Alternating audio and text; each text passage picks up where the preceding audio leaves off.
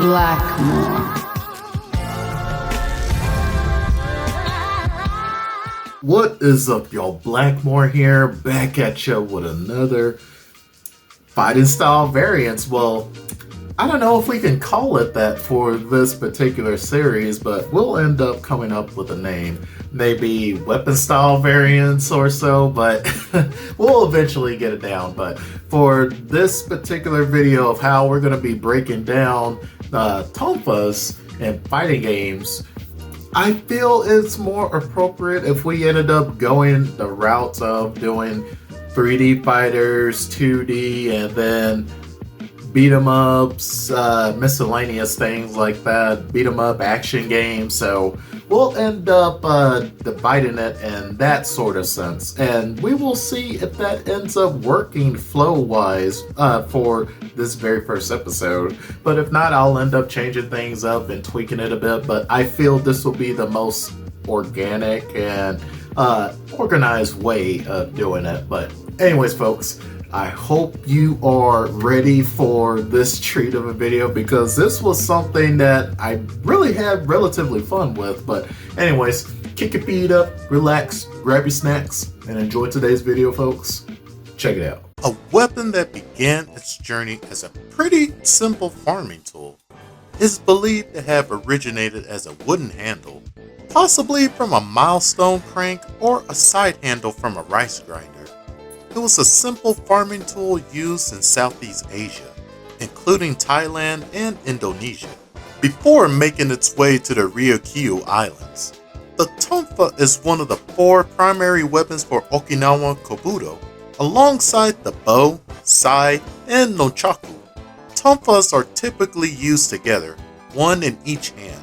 The key is the unique handle that allows for spinning attacks, reinforced blocks, and powerful thrusts, all while maintaining tight control close to the body. These weapons can rotate around the forearm, turning a simple strike into a powerful, snapping blow, but it's not all about offense. These can also be used to absorb impact and deflecting strikes. All kobudo weapons use kata, which is the heart of tonfa training.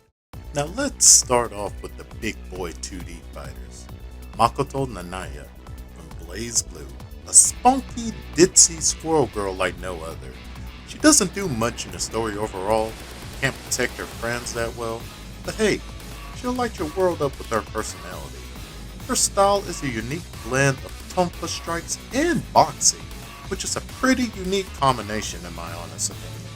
She uses her natural agility and enhanced strength to unleash fast, pressure-heavy combos, often chaining her tonfa attacks in rhythm of nasty jabs and hooks. It's a flashy, cool take on the use of tonfas. Leo Whitefang, Guilty Gear Strive, the second king of the United Kingdoms of Lyra. His crusaders are more like a hybrid tonfa blades, blending the defensive posture of tonfa grips with European military flair. His stance switching, guard breaking style captures the tonfa's versatility quite well, along with the offense and defense rolled into one fluid form. Ryui Mishima from Chaos Code. She is a country girl full of dreams, wanting to get away from the simple life and make a name for herself. She wields tonfas with attacks focused on form and flow, almost mimicking traditional Okinawan kobudo movements, but super stylized with anime flair and some cool-looking martial arts acrobatics. Rhodey Burtz, a private investigator in Art of Fighting 3. He is a rare gem of a new character, one of the earlier examples of tonfa use in fighting games. His moveset is grounded and, I'd say, pretty tactical, using the tonfa's rotational capabilities to guard and retaliate. His inclusion reflects SNK's dedication to realism and weapon styles, especially with how buttery smooth those animations are in this game, with how the way he blocks, just strikes people, great fluid moveset, and a somewhat bland character design, unfortunately. But they all can't be winners.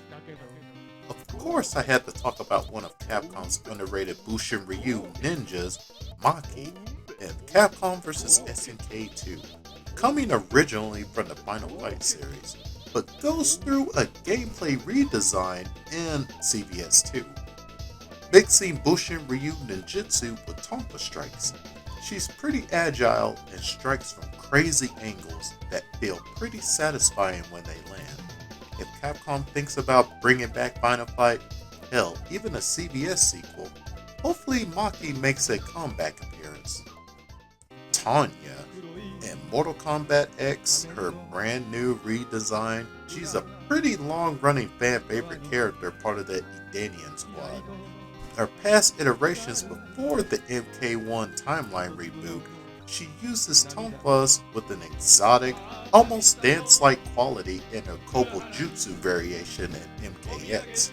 Her dual tonfa fighting style mixes well with her high-flying acrobatics and crazy animations. We'll be talking about her more in the 3D section coming up, so stay tuned for that. Morin and Fighting Masters.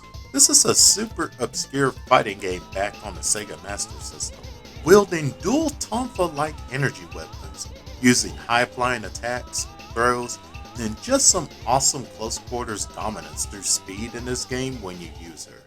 Rob Vincent and Knucklehead got another pretty obscure 2D fighting game, and this was Namco's attempt during the Street Fighter II craze of so many clone-style games. This game takes influence from Street Fighter II and Pit Fighter since you can play up to 4 people. There's a USA fighter named Rob Vincent that uses dual-wield tonfas too. Gordon Bowman and Savage Rain.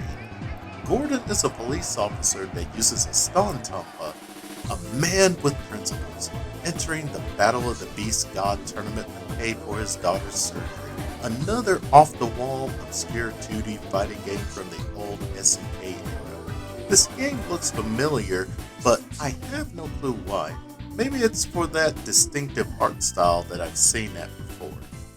Orchid, Killer Instinct. Couldn't forget about Rare's big hit fighting game, especially with this #1 leading lady of the series next to the main character Jago. In her early iterations, she used dual tonfas as her weapon of choice, but in her Iron Galaxy reboot era, she uses an Eskrima fighting style approach, in which I'll save that for the Baton Eskrima video in the future. Now for the beat 'em up action game section. Bayonetta. In Bayonetta 1, the Kilgore bazooka weapons are used in a tonfa-like manner, meaning extensions of her gun fu style. Explosions, kicks, and tonfa strikes all blend into her attacks and witch time mode. It's less traditional, more over-the-top spectacle, but undeniably powerful and badass. Ryu Hayabusa in Ninja Gaiden 2 Black. He has tonfa weapons in this game and they are pretty devastating. Unlike his other weapons that you get throughout the game, we're not talking about the death sight. We're not talking about any of the katanas. The tonfas bring a fast, almost Pharaoh-like aggression style gameplay with rapid strikes, fast counters, and brutal one-hit finishers. It's one of the most grounded representations of tonfa in modern action games, showcasing their devastating power in close quarters combat. Neo 2. In this game, there is tonfa weapons and they are a full-fledged weapon class you can pick up like many other weapons in this game. Their focus is on stance changes, key damage, and rotational combos feel super authentic to martial art tonfa techniques. This is arguably one of the best mechanical representations of the tonfa ever created in gaming in my honest opinion. Precise, strategic, and steeped in dojo realism. Hell, you can even guard break opponents with it in this game. Maurice Brood in Star Wars The Force Unleashed. Yes, in this game, there is even tonfa representation. Maurice Brood flips the script with lightsaber tonfas. While it's not historically accurate, the idea of energy tonfas blend Jedi acrobatics with super raw aggression. Her animations nod to real tonfa mechanics, particularly inward parries and follow-through rotations. while adapting it to the Star Wars mythos, which is pretty awesome in my opinion. Last but not least, the 3D fighters. Jax in Mortal Kombat Armageddon, one of the many OG characters since MK2. In the 3D era games, he uses the Tonfas, sticking to the core principal roots for those weapons. Keep it close, strike hard, and use rotation to maximum force. Even Tanya, like I mentioned before in the 2D section, in the 3D era Mortal Kombat games, she used Tonfas as well through her Kobojutsu dual Tonfas. Yoko from the last Bronx. Sega's 3D fighter brought weapon-based fighters in the 90s, and Yoko Kuno, I believe, was one of the first to truly use Tonfas in 1996, combining traditional Okinawan form with brutal back alley brawls. Never played any of the games from this series, but would always hear about its extreme potential back then, and seen clips here and there, so maybe one of these days I'll end up checking the game out for myself. And last but not least, Talum from the Soul Calibur series. While technically using elbow blades, Talum's stances and strike flow mimic the mechanics of Tonfas, redirecting force, circling from guard to offense, and staying fluid in motion. I feel it's pretty faithful to the feel of Okinawan Tonfa, making her a spiritual match, which I feel is some of the best representations of it.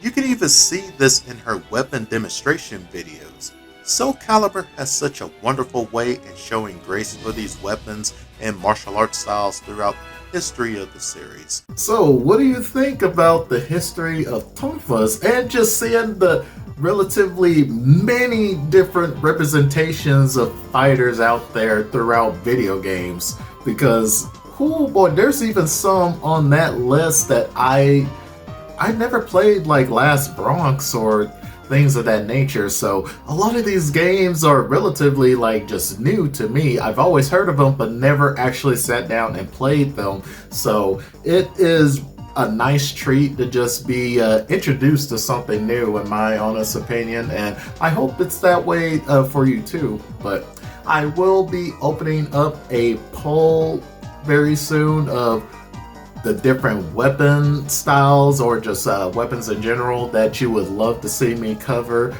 for this particular series, but keep your eye out on that community post. But anyways, y'all, if you enjoyed the video, please like, subscribe, and hit that bell so you can stay updated of any new videos coming to the channel. And the Discord is always there in the description too. Please just stop by, say what's up, or even just play some games and stuff like that if I'm happen to be on. But anyways, y'all, Blackmore here, signing out. I'll catch you later, folks. Peace.